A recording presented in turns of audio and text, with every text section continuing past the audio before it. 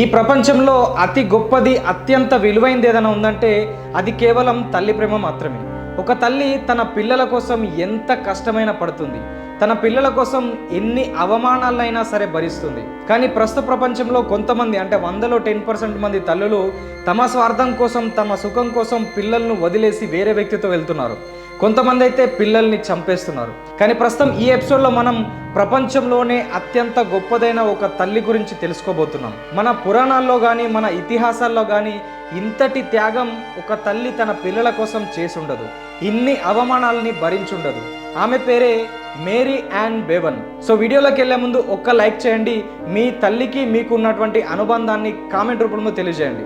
Mary 1874లో లండన్లో జన్మించింది. ఆమె తల్లిదండ్రులు వేరే దేశం నుంచి వలస వచ్చిన వారు కాబట్టి ఆమెకు పేదరికం బాధ తప్పలేదు. కానీ పేదరికం నుంచి బయటపడేందుకు మేరీ నర్సింగ్ చదివింది. 30 ఏళ్ల వయసులో డిగ్రీ తీసుకొని 1894లో నర్సుగా మారింది. ఇక మేరీ నర్సింగ్ చదువుకు ముందే థామస్ అనే వ్యక్తిని ప్రేమించి పెళ్లి చేసుకుంది. భార్య మేరీ అంటే థామస్ కు ప్రాణం. అతని సహకారంతోనే నర్సింగ్ కోర్సు పూర్తి చేసింది. పెళ్లి తర్వాత వాళ్ళ జీవితం చాలా సంతోషంగా సాగుతుంది. వీళ్లకు 4 పిల్లలు కూడా పుట్టారు. ఆసుపత్రిలో కూడా తన మంచి మనసుతో, మానవత్వంతో అద్భుతమైన సేవలు చేసి ఎంతో గొప్ప పేరు తెచ్చుకుంది మేరీ. ఆమెను అందరూ ఆసుపత్రిలో నడిచే దేవత అనేవారు. తన పనితో, తన నిబద్ధతతో తనకు ప్రమోషన్ కూడా వచ్చింది. కానీ అంతవరకు సాఫీగా సాగుతున్న తన జీవితంలో ఒక పెద్ద సమస్య వచ్చి పడింది. ఆమె ట్రీట్మెంట్ చేసే పేషెంట్ల నుంచి ఆమెకు కొత్త వ్యాధులు సోకడం మొదలయ్యాయి. చివరకు ఆమెకు యాక్రోమెగాలి అనే ఒక వింతైన వ్యాధి సోకింది. ఆ రోజుల్లో ఆ వ్యాధికి మందులు లేవు. పైగా అందరు వైద్యులకు ఆ వ్యాధి గురించి అస్సలే తెలీదు. ఆమె తనకు తెలిసిన డాక్టర్లందరినీ కలిసింది, అన్ని రకాల ట్రీట్మెంటు తీసుకుంది. అయినా కూడా వాళ్ళందరూ తామేమీ చేయలేమని చేతులెత్తేశారు. అయితే ఆ జబ్బు వల్ల మనుషులు వికృత రూపం దాల్చుతారని, ఒక జంతువులాగా కనిపిస్తారని వాళ్లకు అప్పుడు తెలియదు. మెల్లిమెల్లిగా అందమైన మేరీ మొహం మగాడిలా మారిపోయింది. శరీరంలో వింతైన మార్పులు వచ్చాయి. తల వెడల్పుగా సాగింది, మెడలు కూడా కిందికి సాగిపోయాయి. సాధారణంగా ఉండే కంటే ప్రతి అవయవం పెద్దగా మారిపోయింది. దవడ కూడా కిందకు సాగి ఒక రాక్షసిలాగా మారిపోయింది మేరీ. కానీ ఈ టైంలో ఆమె భర్త తనకు తోడుగా ఉన్నాడు.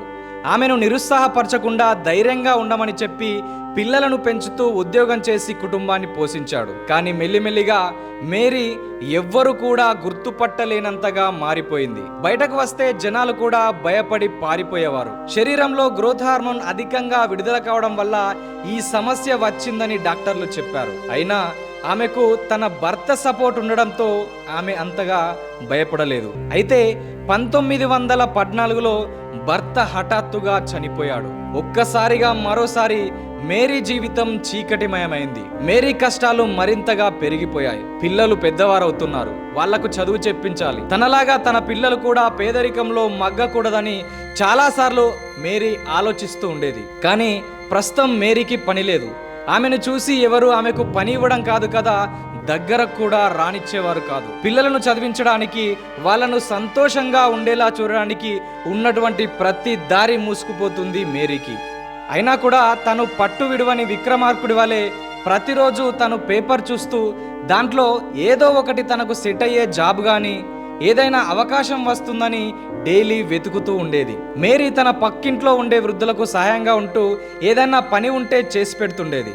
సో ఎంతో కొంత వాళ్ళు కూడా ఈమెకు సహాయం చేసేవారు. కానీ రోజులు గడుస్తున్న కొద్దీ తినడానికి తిండి కూడా లేని పరిస్థితి ఏర్పడింది. తెలిసిన వాళ్ళు, బంధువులు కూడా ఎవరు సహాయం చేసే పరిస్థితి లేదు. ఇంట్లో ఉన్న సామాన్లు, ఆస్తులు ఒక్కొక్కటి అమ్ముతూ పిల్లల్ని పెంచుతూ వచ్చింది. సడన్ గా ఒకరోజు పేపర్లో వచ్చిన ప్రకటన చూసింది మేరీ. అది అవకాశమా, అవమానమా అని చూడకుండా తన పిల్లల కోసం ఏదైనా చేయడానికి సిద్ధపడింది మేరీ. ప్రపంచంలోనే అత్యంత అందవికారంగా కనబడే మహిళ కావాలని ఆ ప్రకటనలో ఉంది. తగినంత సాలరీ కూడా ఇస్తామని చెప్పారు ఆ సర్కస్ కంపెనీ వాళ్ళు. మేరీ అక్కడికి వెళ్ళడానికి సిద్ధపడింది. కానీ తన పిల్లలు మాత్రం ససేమీరా వద్దన్నారు. అందవికారంగా ఉందని, ఒక జంతువులాగా చూస్తారమ్మా, నువ్వు వెళ్ళొద్దంటూ వాళ్ళు మరీ చెప్పారు. కానీ మేరీ అస్సలే వినలేదు. ఇంట్లో కూర్చుంటే ఎలాంటి లాభం లేదు, ఏదో రకంగా అయినా డబ్బులు సంపాదించి మీ చదువులకు ఉపయోగించాలని చూస్తున్నానని వాళ్లకు నచ్చచెప్పింది మేరీ. చదువే ఖచ్చితంగా మనిషి జీవితాన్ని మారుస్తుంది. అందుకే మీ నాన్న నన్ను చదివించి నర్స్ చేశాడు. కానీ నా చదువు, నాకు వచ్చిన ఉద్యోగం మీ నాన్నకు సహాయం చేయడానికి కానీ మీ చదువు కానీ ఇప్పటి వరకు ఉపయోగపడలేదు అని చెప్పి తను ఈ పోటీకి వెళ్ళింది. ప్రపంచంలోనే అతిపెద్ద సర్కస్ కంపెనీ వాళ్ళు నిర్వహిస్తున్న ఈ పోటీకి ఎంతోమంది అందవికారంగా ఉన్న వ్యక్తులు వచ్చారు. అక్కడ నిలబడి ఉన్న వీళ్ళను చూసి జనమంతా నవ్వుతున్నారు. కొందరైతే అందవికారంగా ఉన్న వీళ్ళను చూసి పేపర్లు, కోడిగుడ్లు విసురుతున్నారు. మరికొందరు వాటర్ బాటిళ్లు, చెప్పులు కూడా విసురుతున్నారు. ఎంతమంది ఎన్ని రకాలుగా విసిగించినా, అతి దారుణంగా చెప్పులు, కోడిగుడ్లు విసురుతూ అవమానించినా తట్టుకొని నిలబడి ప్రపంచంలో అత్యంత అందవికారంగా ఉన్న మహిళగా మేరీ మొదటి బహుమతి గెలిచింది.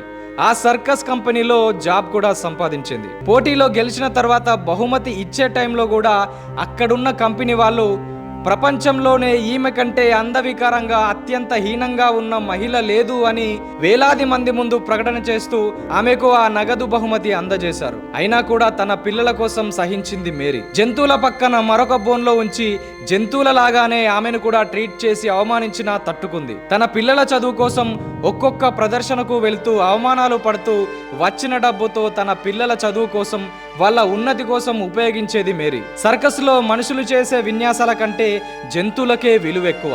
మేరీ కూడా ఒక జంతువులాగా మారి వాటితో పాటే ప్రదర్శనలో ఉంటూ డబ్బులు సంపాదించేది. ఆ కాలంలో ఎలాంటి సర్కస్లు జరిగినా పిటి పర్మన్ షో ఉండాల్సిందే. చాలా ఎత్తుండి పెద్ద ఆకారం కలిగిన ఆయన మనసు కూడా చాలా పెద్దది. మనుషుల కష్టాలు తెలుసుకొని వాళ్లకు సహాయం చేసేవాడు. అందరినీ నవ్విస్తూ ఉండేవాడు. మేరీ కష్టాలు కూడా తెలుసుకొని ఆయన మేరీకి మద్దతుగా నిలిచాడు. ఆమెను దేశ విదేశాలకు తీసుకెళ్లాడు. ప్రపంచంలోనే అత్యంత భయంకరమైన, వికృతమైన మహిళ ఈమె అంటూ ఒక బోన్లో ఉంచి అందులో ఆమెను కూర్చోబెట్టాడు. అందరూ ఆమెను చూసి నవ్వుతూ బూతులు తిట్టేవారు. అసలు నువ్వు మనిషికే పుట్టావా, లేదంటే అడవిలో ఉంటే ఈ సర్కస్ వాళ్ళు తీసుకొచ్చారా అనేవారు. కానీ ఆమె వాటిని భరించేది. తన పిల్లలకు మంచి బట్టలు, చదువులు ఇప్పిస్తూ తాను అవమానాలు మోస్తూ ఉండేది. అయితే అమెరికా వెళ్ళిన తర్వాత ఆమె అమెరికాలో స్పెషల్ అట్రాక్షన్గా మారింది. ఇతర పులులు, చింపాంజీల కంటే వికృతమైన మనిషిని చూసేందుకు జనాలు తరలి వచ్చేవారు. ఆమెకు డబ్బు కూడా బాగా వచ్చింది. పిల్లలు పెద్దవారయ్యారు. తల్లిని ఇంటికి రమ్మన్నారు. తాము చూసుకుంటామమ్మా, కన్నీళ్లతో, అవమానాలతో ఇంకెంతకాలం బతకాలని తల్లిని కోరాడు పెద్ద కొడుకు. కానీ మేరీ మాత్రం, నువ్వు మాత్రమే పెద్దవాడివయ్యావు, చిన్న చెల్లె డాక్టర్ కావాలి, ఎంతోమంది పేదలకు సేవ చేయాలి కదా, నేను ఆమెను డాక్టర్ చదివిస్తానని చెప్పింది. అలా డబ్బు సంపాదించి పిల్లలను చదివించింది. ఆ తర్వాత గొప్ప అవకాశాలు ఉంటాయని తన పిల్లల్ని కూడా అమెరికాకు తీసుకొచ్చింది. చివరకు అమెరికాలోని కొనీ ఐలాండ్లో పనిచేస్తూ ఆమె చనిపోయింది. అప్పటికి ఆమె వయసు 59 ఏళ్ళు. మా అమ్మ ప్రపంచంలోనే అత్యంత అందవికారంగా ఉన్న మహిళగా పేరు తెచ్చుకుంది. కానీ మా తల్లి తన కోసం కాకుండా మా కోసం తన జీవితాన్ని త్యాగం చేసినటువంటి ప్రపంచంలోనే అత్యంత గొప్పదైన తల్లి, అత్యంత అందమైన తల్లి అంటూ ప్రపంచానికి తెలిసేలాగా వార్తాపత్రికల్లో, టీవీల్లో, మ్యాగజైన్లలో తనకు సంబంధించిన విషయాలను ప్రపంచానికి తెలిసేలా చేశాడు. తన చరిత్రను ప్రపంచం గుర్తుంచుకునేలా చేశాడు. సో అందుకే మనం ఈరోజు ఎపిసోడ్లో మేరీ గురించి తెలుసుకున్నాం. సో ఈ మేరీ గురించి, తనకు జరిగిన అవమానాల గురించి, తన పిల్లల గురించి తను చేసిన త్యాగం గురించి మీరేమనుకుంటున్నారో కామెంట్ రూపంలో తెలియజేయండి. మరొక స్పెషల్ స్టోరీతో మీ ముందు ఉంటాం. చూస్తూనే ఉండండి ఆర్ తెలుగు.